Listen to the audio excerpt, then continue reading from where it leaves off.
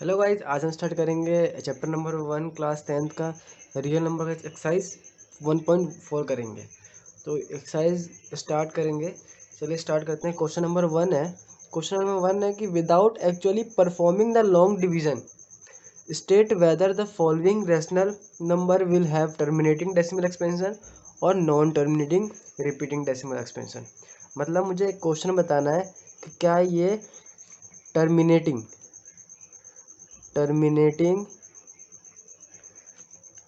Decimal expansion है या फिर नॉन टर्मिनेटिंग डेसिमल एक्सपेंशन है। कैसे करेंगे? तो एक क्वेश्चन में कंसेप्ट है, बस एक क्वेश्चन जैसे समझाऊंगा, सारे क्वेश्चन आपको ऑटोमेटिक आ जाएंगे, तो इसमें कोई दिक्कत नहीं है। सीधा एक्सरसाइज करते हैं। इसमें कोई इंट्रोडक्शन, इस एक्सरसाइज में कोई मेनली हार्ड कंसेप्ट इंट्रोडक्शन नहीं है। एक्सरसाइज करते हैं तो इसका सॉल्यूशन देखते हैं। क्वेश्चन नंबर 1 का फर्स्ट पार्ट है 13/3125। अब इसको मुझे चेक करना है कि क्या ये मेरा टर्मिनेटिंग डेसिमल एक्सपेंशन है या नॉन टर्मिनेटिंग डेसिमल एक्सपेंशन है। तो इसको 13 का फैक्टराइजेशन तो कुछ नहीं होगा, लेकिन 3125 का फैक्टराइजेशन क्या होगा? 5 इंटू 5 इंटू 5 इंटू 5 इंटू 5। अब ये पूरे 5 है और कितने बार है? 5 बार। तो 5 की पावर 5 हो जाएगी। अब क्या हो जाएगा? 13/5 की power 5। Here denominator is in the form of 2 की पावर n इंटू 5 की पावर m। अब इसको मैंने डिनोमिनेटर को देखा गया कि डिनोमिनेटर पर किसके फॉर्म में है? 2 की पावर n इंटू 5 की पावर m। वेयर n की पावर, अगर यहाँ पे मेरा 2 नहीं है तो n की पावर 0 जाएगा। और 5 की पावर कितनी है? 5। तो m की वैल्यू कितनी हो जाएगी? 5। सो it has terminating decimal expansion. आपको इतना समझ में नहीं आएगा, लेकिन इसको मैं दोबारा दिखाता हूँ। जैसे मेरा ये था 13/5 की पावर 5। अब मुझे decimal expansion, terminating decimal expansion बनाने के लिए मुझे डिनोमिनेटर में 2 इंटू 5 का ये फैक्टर चाहिए ही चाहिए होता है। चाहे अगर ये हो तब भी हो सही है ये, चाहे सिर्फ ओनली ये हो तब भी सही है, या ये दोनों हो, या इनकी पावर 7 है इसकी पावर 9 है तो भी कोई फ़र्क नहीं पड़ता, तब भी ये सही है। अगर इनके साथ 2 इंटू 5 इंटू कोई भी अदर नंबर होता है, कोई भी अदर नंबर, तो ये मेरा टर्मिनेटिंग डेसिमल एक्सपेंशन नहीं होता। तो इसको सॉल्व करके देखते हैं। दोबारा कर देखते हैं। 5 की पावर 5 था, 13/5 की पावर 5। अगर यहाँ पे 13/5 की पावर 5 है, 5/5, ये मेरा 2 इंटू 5 का फैक्टर कैसे है? क्योंकि इसको मैं ऐसा भी लिख सकता हूँ 13/5 की पावर 5 इंटू 2 की पावर 0। 2 की किसी भी कोफिशिएंट का पावर 0 होता है तो उसकी वैल्यू क्या होती है? 1। 2 की पावर 0, 3 की पावर 0, 9 की पावर 0, वैल्यू हमेशा 1 आएगी। तो इसका होना ना होना बात बराबर है, इसलिए हम इसको 13/5 की पावर 5 ही लिखते हैं। 2 की पावर 0 लिखना कोई ज़रूरी नहीं है। तो यहाँ पे 5 की पावर है तो हम इसको ऐसे ही मानेंगे कि यहाँ पे 2 की पावर 0 भी है। तो इस वजह से डिनोमिनेटर जो है is in the form of 2 की पावर n इंटू 5 की पावर m, जिसमें मेरी n की वैल्यू क्या है यहाँ पे? 0, और 5 की पावर m की वैल्यू क्या है? 5। सो it has terminating decimal expansion. Same यही कंसेप्ट सारे क्वेश्चनों में लगेगा। सेकंड पार्ट देखते हैं। सेकंड पार्ट है 17/8। 17/8 को मैं कैसे लिख सकता हूँ? 17 का तो कोई फैक्टराइजेशन नहीं होगा, लेकिन 8 का होगा। 2 इंटू 2 इंटू 2, 17/2 इंटू 2 इंटू 2 हो जाएगा। अब 2 की कितने बार 2 है? 3 बार, तो 2 की पावर 3 हो जाएगा। 17/2 की पावर 3। अब यहाँ पर देखा जाए तो मेरा 5 नहीं है, लेकिन मैं यहाँ पे 5 की पावर क्या समझूंगा? 0। तो here denominator is in the form of 2 इन पावर n इंटू 5 की power m, where n is equal to 3 है। n की इक्वल टू 3 है। m कितना होगा? 5 की पावर m, 5 की पावर यहाँ पर 0 है, तो 5 की पावर जो 0 है तो m की वैल्यू 0 हो जाएगी।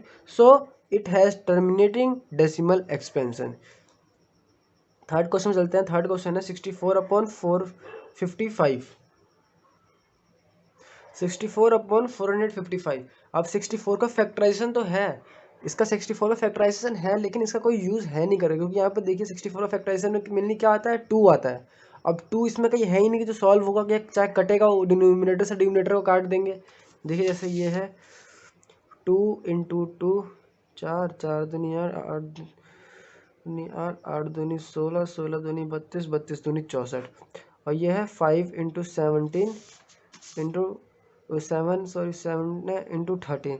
अब इसको फैक्टराइजेशन करने से कोई फ़ायदा हुआ, क्योंकि ये नीचे से कुछ कट ही नहीं रहा, तो हम नहीं करेंगे इसको। 64/455 का फैक्टराइजेशन होता है 5 इंटू 7 इंटू 13। अब इसमें देखिए क्या ये 2 इंटू 5 के फॉर्म में पाया गया है? ये बिल्कुल नहीं, इसमें 7 और 13 एक्स्ट्रा नंबर है। तो जब भी कोई एक्स्ट्रा नंबर 2 इंटू 5 के फैक्टर में होता है तो वो मेरा 2 की पावर n इंटू 5 की पावर m के फॉर्म में नहीं होता। तो क्या लिखेंगे? हेयर डिनोमिनेटर इज नॉट है, इसे छोड़िए यहाँ पे लिख देता हूँ, not in the form of 2 की पावर n इंटू 5 की power m, so it has non terminating decimal expansion। तो ये ऊपर के दो क्वेश्चन मेरे टर्मिनेटिंग डेसिमल एक्सपेंशन थे और ये वाला में निकला it has no terminating decimal expansion. क्यों निकला? क्योंकि इसमें मेरा ये एक्स्ट्रा नंबर जुड़े हुए हैं। तो अभी ये कंसेप्ट अभी और कुछ और भी सीखेंगे। तो फोर्थ क्वेश्चन देखते हैं। क्वेश्चन 4 है 15/1600। अब 15 का फैक्टराइजेशन होता है 3 इंटू 5 और 1600 का फैक्टराइजेशन होगा 2 into 2 into 2 into 2 into 2 into 2 into 5 into 5। अब इसमें हमने दोनों का फैक्टराइजेशन इसलिए किया क्योंकि देखा जाए तो इसमें 5 से 5 कट रहा है, तो 5 से 5 कट जाएगा तो कितना बचेगा? 5 का तो एक ही पावर बचेगा, लेकिन 6 के कितने हैं? 1 2 3 4 5 6 पावर बचेंगे, तो 2 की पावर 6 हो जाएगा और 5 एज इट इज हो जाएगा और 5 से 5 कट जाएगा तो 3 बचेगा, तो 3/2 की पावर 6 इंटू 5। अब देखा जाए तो ये 2 की पावर n इंटू 5 की पावर m है, 2 की पावर n इंटू 5 की पावर m है, तो n की वैल्यू 6 हो जाएगी और 5 की पावर m है तो m की वैल्यू 1 हो जाएगी। तो here denominator is in the form of 2 की पावर n इंटू 5 की power m where n is equals to 6 and m is equals to 1, so it has terminating decimal expansion। तो question number 1 के fifth part पे चलते हैं। Fifth part है 29/343। 29 का factorisation करेंगे तो 29 का फैक्टराइजेशन नहीं होगा, 29 अपने खुद के टेबल में आता है तो 29 हो जाएगा और 343 का टेबल करेंगे तो 7 इंटू 7 इंटू 7 तो 7 की पावर 3 हो जाएगा। अब देखा जाए तो क्या ये 2 इंटू 5 के फॉर्म में है? बिल्कुल नहीं।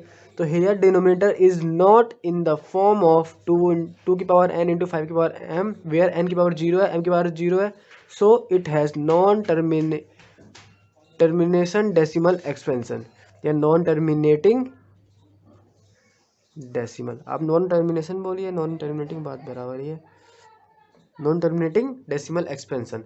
तो सिक्स क्वेश्चन देखते हैं। सिक्स क्वेश्चन है, इसमें डायरेक्ट दे रखा है 23/2 की पावर 3 है 5 की पावर 2। 23 का फैक्टराइजेशन नहीं होगा तो वो सिंपलेस्ट टर्म में ही है। तो और नीचे डिनोमिनेटर मेरा 2 इंटू 5 की पावर m में है, 2 की पावर n इंटू 5 की पावर m के फॉर्म में है। तो here denominator is in the form of 2 की पावर n इंटू 5 की पावर m, जहाँ n की वैल्यू क्या है? 3 और m की वैल्यू क्या है? 2, वेयर n की value equals to 3 and m equals to 2, so it has terminating decimal expansion. तो ये स्टेटमेंट है दोनों क्वेश्चन की। नेक्स्ट क्वेश्चन में चलते हैं, क्वेश्चन नंबर 7 पार्ट में चलते हैं। 129/2 की पावर 2 5 की पावर 7 और 7 की पावर 5, क्या ये एक टर्मिनेटिंग डेसिमल एक्सपेंशन है या नॉन टर्मिनेटिंग? तो इसमें रीज़न क्या होगा? 129 किसी के टेबल में नहीं आएगा, बट 129 टेबल में आ सकता है, 3 के टेबल में आएगा, लेकिन 2 की अब यहाँ पर नीचे 3 है नहीं, जब किसी का टेबल क्रॉस कटिंग नहीं होगा तो हम क्यों इसको फैक्टराइज करें? लेकिन यहाँ पर देखा जाए तो 2 की पावर 2 है, 5 की पावर 7 है, 2 की पावर n इंटू 5 की पावर m के फॉर्म में है, लेकिन यहाँ पे 7 है एक्स्ट्रा नंबर। अब 7 की पावर 5 है, यहाँ पर देखा जाए तो ये एक एक्स्ट्रा नंबर एग्जिस्ट कर रहा है इसमें। तो ये here denominator is not in the form of 2 की पावर n इंटू 5 की power m, so it has non terminating decimal expansion. सिर्फ 2 और 5 ही होनी चाहिए डिनोमिनेटर में, और कोई भी नंबर होगा तो वो नॉन टर्मिनेटिंग डेसिमल एक्सपेंशन हो जाएगा। 8 पार्ट चलते हैं। 8 पार्ट है 6/15। 6 का फैक्टराइजेशन होता है 2 इंटू 3 और 15 का फैक्टराइजेशन होगा 3 इंटू 5। 3 से 3 कट जाएगा तो 2/5। अब यहाँ पर देखा जाए कि 5 की पावर 1 है और 2 की पावर क्या 0 है? यहाँ पे है, क्योंकि 2 की पावर 0 1 होता है, अब 1 यहाँ पे होना ना होना बात बराबर है। तो here denominator is in the form of 2 की पावर n इंटू 5 की पावर m, और m की वैल्यू क्या है? 1, और 2 की पावर n की वैल्यू क्या है? 0, सो it has terminating decimal expansion. 9 part चलते हैं। 9 पार्ट है 35/50। 35/50 है, 35 का फैक्टराइजेशन होता है 5 × 7 और 50 का फैक्टराइजेशन होगा 2 × 5 × 5। अब इसको देखा जाए तो क्या 5 से 5 कट रहा है, बिल्कुल कट रहा है, तो क्या बचेगा 7/2 × 5 और ये 2n/5 के फॉर्म में है। तो here denominator is in the form of 2n/5 where n की वैल्यू 1 है और m की वैल्यू 1 है, so it has terminating decimal expansion. तो क्वेश्चन नंबर 1 का लास्ट पार्ट चलते हैं, 10th पार्ट। 77/210, 77 होता है 11 7 77 और 210 होगा 7 × 3 × 2 × 5। अब इसमें से कुछ कट रहा है तो 7 से 7 कट जाएगा, तो क्या बचेगा 11/3 × 2 × 5, 3 × 2 × 5 बचेगा। तो यहाँ पे देखा जाए तो क्या यहाँ पे कोई एक्स्ट्रा नंबर है बिल्कुल, यहाँ पे 3 है एक्स्ट्रा नंबर। और मैंने पहले भी बताया कोई एक्स्ट्रा नंबर हो 2 और 5 को छोड़ के तो वो मेरा नॉन टर्मिनेटिंग डेसिमल एक्सपेंशन हो जाता है। तो here denominator is not in the form of 2n × 5m, so it has non terminating decimal expansion. तो ये आपका क्वेश्चन 1 के सारे पार्ट हो गए। क्वेश्चन नंबर 2 की तरफ चलते हैं। क्वेश्चन नंबर 2 देखते हैं। क्वेश्चन नंबर 2 है, write down the decimal expansion of those rational number in question 1 above which have terminating decimal expansion. अब मुझे डेसिमल एक्सपेंशन बताना है उस रैशनल नंबर का जो क्वेश्चन 1 में टर्मिनेटिंग डेसिमल एक्सपेंशन थे। तो कौन कौन से थे, तो फर्स्ट पार्ट था, सेकंड पार्ट था, फोर्थ पार्ट था, फिफ्थ पार्ट था, एट्थ पार्ट था, नाइन्थ पार्ट था। तो इनको इंडिविजुअली हम डेसिमल एक्सपेंशन करेंगे।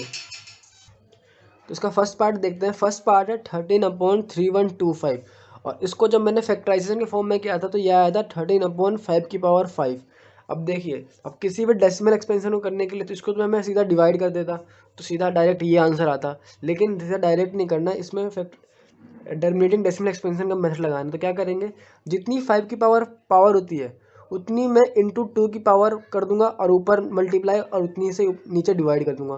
तो 5 की पावर 5 है तो इसको ऊपर भी 2 की पावर 5 से मल्टीप्लाई करूंगा, नीचे भी 2 की पावर 5 से मल्टीप्लाई करूंगा।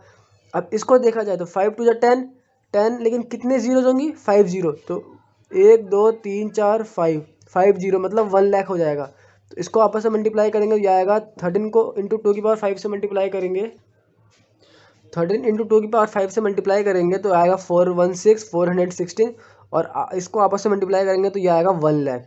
अब इसको डेसिमल एक्सपेंशन करने में इजीली, क्योंकि ये अब एक लाइन में हो जाएगा। कैसे, कितने 1 2 3 4 5 5 5 डिजिट के बाद जीरो लगाना है, तो ये 3 डिजिट है तो 2 डिजिट जीरो हो जाएंगे और उसके बाद जीरो पॉइंट लग जाएगा और ये मेरा फिर जीरो, तो 0.00416 हो जाएगा आंसर।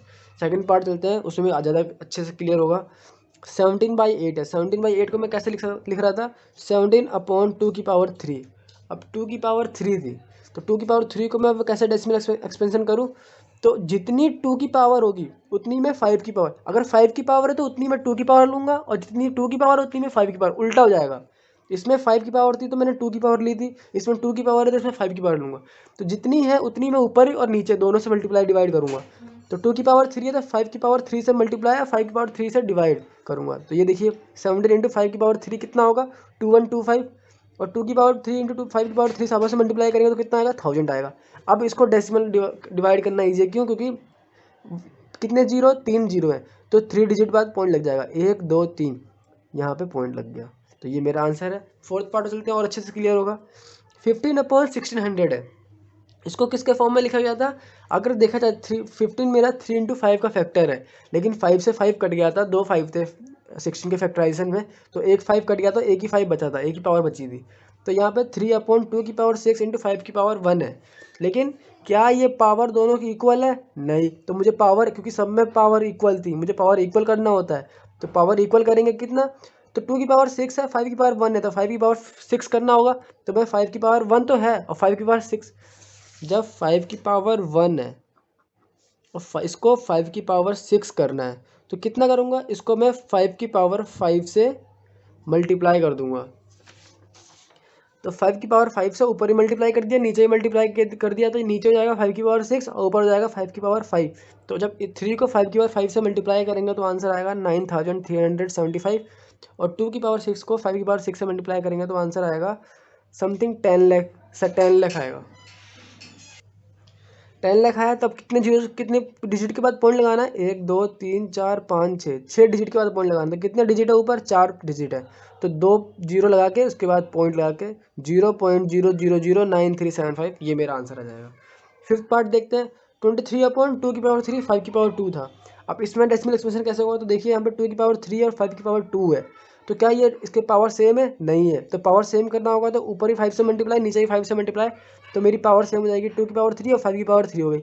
अब 23 को 5 से मल्टीप्लाई करेंगे तो 115 आएगा, और 2 की पावर 3 इंटू 5 की पावर 3 से मल्टीप्लाई करेंगे तो ये 1000 आ जाएगा। अब 1000 को डिवाइड करेंगे तो ये इजीली डिवाइड हो जाएगा, क्योंकि 3 जीरो है, 3 डिजिट के बाद जीरो लगेगा, पॉइंट लगेगा। तो 1 2 3 इसके बाद पॉइंट और फिर जीरो, 0.115 आंसर आ जाएगा। 8 पार्ट चलते हैं। 8 पार्ट है 6/15। 6/15 को मैं 6 को तो 2 इंटू 3 के फॉर्म में लिख दूंगा, और 15 को 3 इंटू 5। तो ऊपर भी 3 है, नीचे भी 3 है, तो 3 से 3 कट जाएगा, तो 2/5 बचेगा। अब यहाँ पे 5 है, 5 की पावर 1 है, तो यहाँ पे 2 भी होना चाहिए। तो मैं 2 से ऊपर मल्टीप्लाई, नीचे मल्टीप्लाई डिवाइड करूँगा तो 5 इंटू 2 हो जाएगा, और 2 इंटू 2 2 जा 4, 5 2 जा 10, तो 4/10 क्या हो जाएगा? 0.4 हो जाएगा। 9 पार्ट देखते हैं। 9 पार्ट है 35/50। 35/50 है तो 35 का फैक्टराइजेशन होगा 7/5, 7 इंटू 5, 7 इंटू 5, और 50 का फैक्टराइजेशन होगा 2 इंटू 5 इंटू 5। तो 5 से 5 कट जाएगा तो क्या बचेगा? 7/2 इंटू 5। ये सॉल्व करके ये आया है। अब 7 यहाँ पे 2 और 5 दोनों है, और ये दोनों की पावर सेम है। 2 की पावर 1 है, 5 की पावर 1 है, तो दोनों की पावर सेम है, तो इसमें कुछ नहीं करना, सेम ही रहेगा ये। तो 2 5 या 10 हो जाएगा, 7/10, 7/10 तो 0.7 इसका आंसर आ जाएगा। तो ये इसके सारे सेकंड पार्ट के जितने भी डेसिमल एक्सपेंशन वाले थे, टर्मिनेटिंग डेसिमल एक्सपेंशन वाले, उनका मैंने डेसिमल एक्सपेंशन कर दिया है। लास्ट क्वेश्चन, क्वेश्चन नंबर 3 देखते हैं।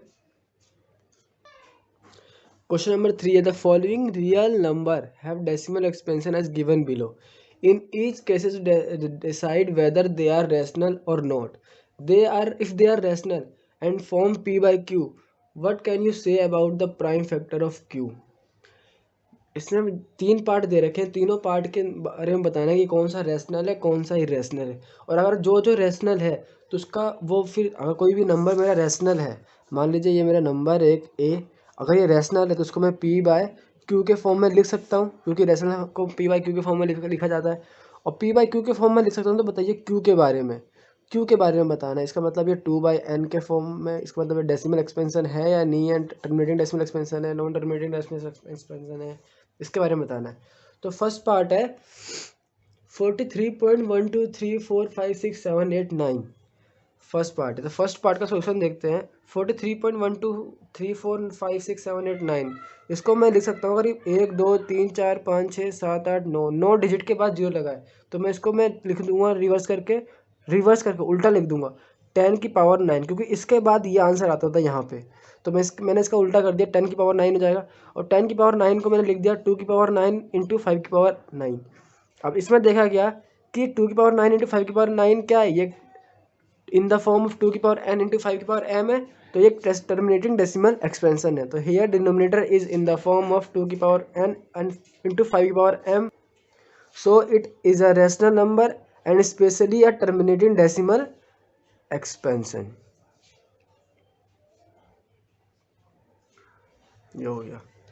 सेकंड पार्ट है 0.120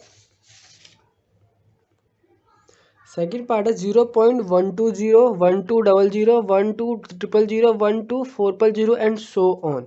तो इसमें क्या है? Since the given decimal number is non terminating non repeating it is not rational. इसको देखा जाए तो ये जो नंबर है ये नॉन टर्मिनेटिंग और नॉन रिपीटिंग है, तो ये रेशनल नंबर हो ही नहीं सकता, तो it is not rational. Third number है 43.123456789, और फिर यही आगे आगे रिपीट होता जाएगा। इसका मतलब होता है कि ये रिपीट होना, इसके ये बार का मतलब रिपीट होना। तो since the given decimal number is non terminating repeating है, ये नॉन टर्मिनेटिंग रिपीटिंग है, it is rational but the denominator is not in the form of 2 की पावर n इंटू 5 की पावर m। ये नॉन टर्मिनेटिंग रिपीटिंग तो है, लेकिन इसका डिनोमिनेटर जो है वो 2 की पावर n इंटू 5 की पावर m में नहीं है, इस वजह से ये नॉन टर्मिनेटिंग डेसिमल एक्सपेंशन हो जाएगा। तो ये मेरा 1.4 एक्सरसाइज कंप्लीट हो गया है।